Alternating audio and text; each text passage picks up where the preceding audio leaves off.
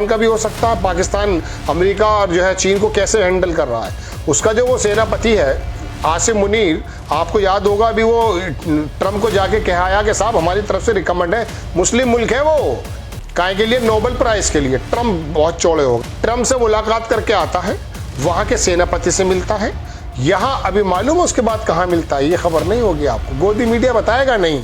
वो चीन में भी जाता है, वहां के सेनापति से भी मिलता है। तो इसके अंदर कौन से सुरखाब के पर लगे हैं, नहीं सोच सकता है? नहीं। Iran, Turkey, Afghanistan, Sri Lanka, Nepal, Indonesia, Vietnam, Taiwan, कोई क्यों? अरे वो अपना काम कर रहा है, लेकिन उससे पहले उसने अपनी मजबूती कर ली चारों तरफ। भाई उसके ऊपर हमला करने से पहले 50 बार सोचेगा अमेरिका। तो दोस्तों बात यह है कि जब हमारे कदम अच्छे पड़ेंगे जब तो बात की जाएगी।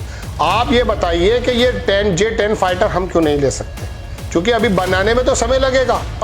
तेजस खुद बनाया था, उसका इंजन अमेरिका सारा कई साल से लटका पड़ा है। कि जब हमने डसो यानी कि जो वहां पर एविएशन कंपनी है फ्रांस की, जहां से रफाइल लिए थे, उनसे जब हमने सोर्स कोड मांगा, किस बात को लेकर के, कि रफाइल के ऊपर क्या हम इस प्रकार का परमाणु मिसाइल या इस प्रकार की मिसाइल फिट कर सकते हैं, उसके लिए सोर्स कोड की जरूरत होती है, उसके लिए मना कर दिया था। जानते हैं, मैंने ही खबर बनाई थी, 4PM पर पड़ी हुई है, देख सकते हैं। यह बात तब की है कि जब हमारा 136 रफाइल का सौदा हुआ था, और हुआ यह था कि 36 तो दे देंगे अभी आप, और 100 या 90 जितने भी होंगे वो हमारे भारत में बनेंगे और आप टेक्नोलॉजी ट्रांसफर करेंगे। ये मनमोहन सिंह के समय 500 सवा 500 करोड़ रुपए में सौदा हुआ था। लेकिन जब मोदी जी वापस आ गए तो हुआ कि यही विमान 1600 करोड़ रुपए में मिला, और कहा कि नहीं टेक्नोलॉजी नहीं चाहिए, सिर्फ 36 विमान दे दीजिए, बाकी इसकी देखभाल जो है हमारा मुकेश अंबानी का छोटा भाई कर लेगा, जिसको साइकिल बनाने का तजुर्बा नहीं है। ये बात मैंने आपको पहले बताई थी। अब दोस्तों जब दुनिया में को पता चल चुका है, फ्रांस की कंपनी भी कह चुकी है कि साहब रफाइल गिरा, और F-35 के बारे में एलन मस्क ये कह चुका कि साहब ये तो कबाड़ है। Su-57 जो सुखोई वगैरह लेने की बात चलती है, ये हमारे पास है, उसके जो इक्विपमेंट्स हैं वो रशिया देने में कभी कभी आनाकानी भी करता है। ऐसे समय में दोस्तों क्या यह संभव नहीं है कि चीन, जिसका रडार सिस्टम अभी ईरान के काम आया, पाकिस्तान के खिलाफ काम आया, पाकिस्तान के साथ आया, हमारे जो सेना के अधिकारी उन्होंने कहा कि हम एक नहीं 3 लोगों से लड़ रहे थे। भाई क्यों लड़ रहे थे 3 से? आप ये बताइए, लड़ाई सिर्फ ये थोड़ी ना होती है कि 3 से और 5 से लड़ जाए। हिटलर ने भी जब 2 जगह अपना मोर्चा खोल दिया था तो बुरी तरह से मैं पिटा था। फ्रांस का नेपोलियन, उधर स्टालिन रशिया का, 2 जगह खोल बैठा था। लड़ाई तो ऐसा होती है ना कि दुश्मन के खेमों को अलग अलग कर दिया जाए, आराम से काम हो जाता है। इसे कूटनीति भी कहते हैं, इसे लड़ाई की वो भी कहते हैं। मैं इस खबर को बनाने के लिए हाजिर हुआ दोस्तों कि न्यूज़वीक की खबर के मुताबिक J-10 फाइटर जो है वो ईरान को दे रहा है, पाकिस्तान को वो दे चुका है और बाकी तमाम लोगों को बेच रहा है। तो बात यह है दोस्तों, विमान तो दरअसल फाइटर्स लड़ाते हैं।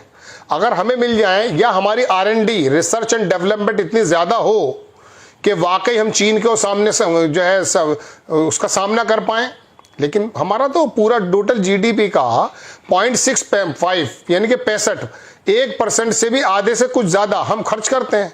चीन करता 3%। फिर कहेंगे साहब चीन तो हमारा दुश्मन है, तो दुश्मन तो पाकिस्तान का भी हो सकता है। पाकिस्तान अमेरिका और जो है चीन को कैसे हैंडल कर रहा है, उसका जो वो सेनापति है आसिम मुनीर, आपको याद होगा अभी वो ट्रम्प को जाके कहा आया कि साहब हमारी तरफ से रिकमेंड है, मुस्लिम मुल्क है वो, काय के लिए, नोबेल प्राइज के लिए। ट्रम्प बहुत चौड़े हो गए, ट्रम्प से मुलाकात करके आता है, वहां के सेनापति से मिलता है।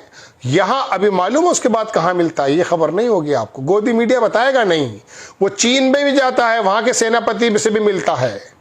तो इसके अंदर कौन से सुरखाब के पर लगे हैं, ये कौन सी कूटनीति का कोर्स करके आया, कौन से कॉलेज से, जो हमें मालूम नहीं है। अरे भैया हमारे यहां तो दुनिया के अंदर IT क्षेत्र में शानदार लोग काम कर रहे हैं।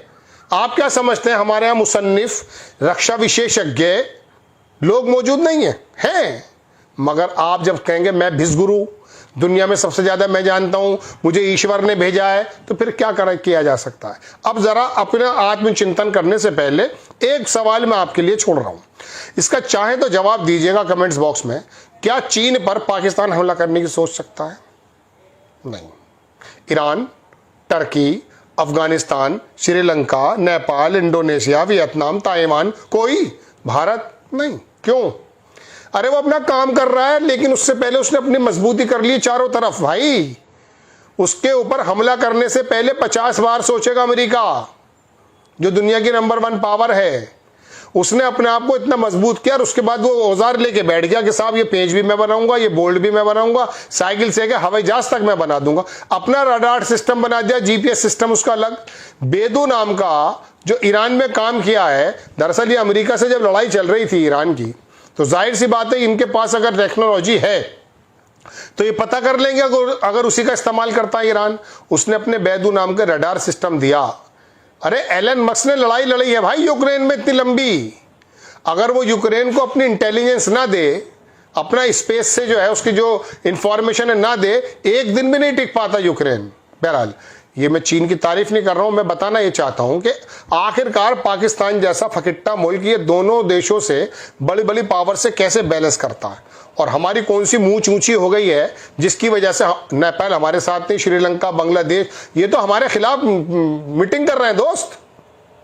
ये कूटनीति नहीं है, ये अकलमंदी नहीं है, पैरों में बिछे जाने से कोई फायदा नहीं है ट्रंप के। वो धमकी दे रहा ब्रिक्स के मुल्कों को, उसमें हम भी हैं कि 10% और लगा दूंगा, 26 तो चल रहा है, 36 कर देगा। हाथ पैर जोड़े खड़े होने से कोई फायदा नहीं है, अपनी ताकत दिखानी है। मैंने मोदी जी के और जो है हमारे जो मंत्रियों का जो वापस आया था दल, उस पर भी एपिसोड बनाया था, मैंने तारीफ की थी, याद। तो दोस्तों बात यह है कि जब हमारे कदम अच्छे पड़ेंगे जब तो बात की जाएगी। आप ये बताइए कि ये J-10 फाइटर हम क्यों नहीं ले सकते? क्योंकि अभी बनाने में तो समय लगेगा, रिसर्च एंड डेवलपमेंट में तो समय लगेगा, पैसा हमारे पास है नहीं, चूंकि 80 करोड़ लोग लाइन में खड़े हैं, उन्हें 5 किलो चावल देके वोट लेनी है। लेकिन इस बारे में भी तो फिक्र कर लो। क्यों करेंगे फिक्र? दोस्तों बात ऐसी है कि क्या हमारे ताल्लुकात ऐसे नहीं हो सकते थे कि चीन की आंख के अंदर शर्म आ जाती?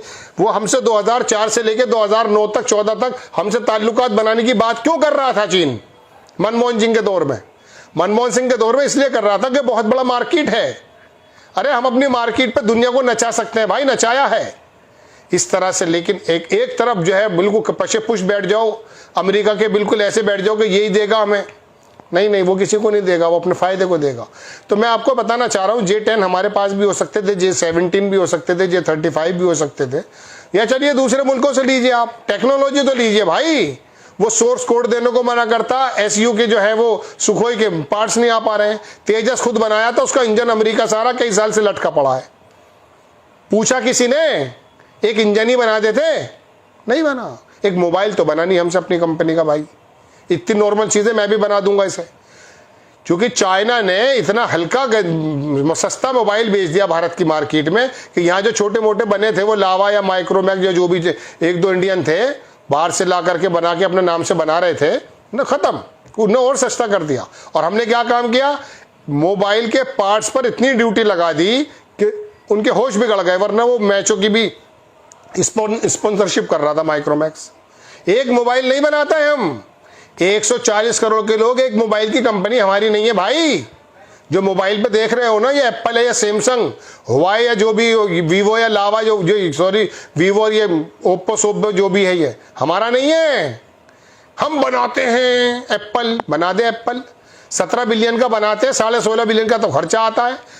जॉब वर्क करते हैं हम, और उस पर कभी कभी ट्रम्प ये कह देता है एप्पल के मालिक कुक से, यहां पर कोई कारखाना मत लगाना। मेरी लैंग्वेज समझ में नहीं आ रही होगी, लेकिन मैं एक भारतीय की तरह बात कर रहा हूं। मैं अपने लोगों से मुखातिब हूं, जो मेरी जबान को समझ रहे, मेरे दर्द को समझ रहे, मैं उनसे मुखातिब हूं। दिमाग में अगर गोबर भरा हुआ है तो वो जाओ सुधीर चौधरी को सुनो जाकर।